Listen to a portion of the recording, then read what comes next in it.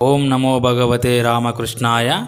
మంత్రదీక్షలో ఈరోజు భాగంగా మార్గదర్శకత్వం వహించే సమర్థత ఉన్నదని భావించి మనం ఒక వ్యక్తిని గురువుగా ఎంపిక చేసుకొని ఆ వ్యక్తి దరి చేరుతాము. కానీ ఆ సదరు వ్యక్తికి జనన మరణాల వంటి మానవ పరిమితులు ఉన్నవి. అలాంటప్పుడు ఆయన పరబ్రహ్మ స్వరూపుడవడం సాధ్యమా అని శంకింపవచ్చు. కానీ మన శాస్త్రాలు గురువును పరబ్రహ్మ స్వరూపినిగా భావించమని నిష్కర్షగా నిర్దేశించి ఉన్నాయి కదా.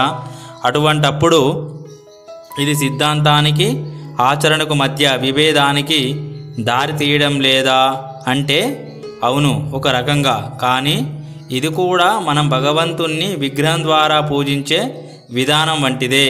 భగవంతుని ప్రత్యేక రూపాన్ని కల్పించుకొని మనము మూర్తి విగ్రహాన్ని రూపొందించుకుంటున్నాము. జడ పదార్థాలతో తయారైన ఆ విగ్రహాల ద్వారా అనంత చైతన్యవంతుడైన భగవంతుణ్ణి ఆరాధిస్తున్నాము. మనం ఎందుకు అలా చేస్తున్నాము? ఎందుకంటే అనంతతత్వం అవగాహన చేసుకోలేనిది, నిరాకార నిర్విశేషతత్వం ఊహాతీతమైనది కనుక. కాబట్టే ఏదో ఒక మూర్తి లేదా చిత్తరువు లేదా ప్రతీక రూపాన్ని అవలంబనంగా తీసుకోవాలి. ప్రతిమ లేక ప్రతీక రహితంగా భగవంతుణ్ణి ఆరాధించే మతం లోకంలో ఏదీ లేదు. భగవంతుణ్ణి ప్రతీక ద్వారా ఆరాధించలేకపోతే మనము ఆయనను ఊహించుకోలేము.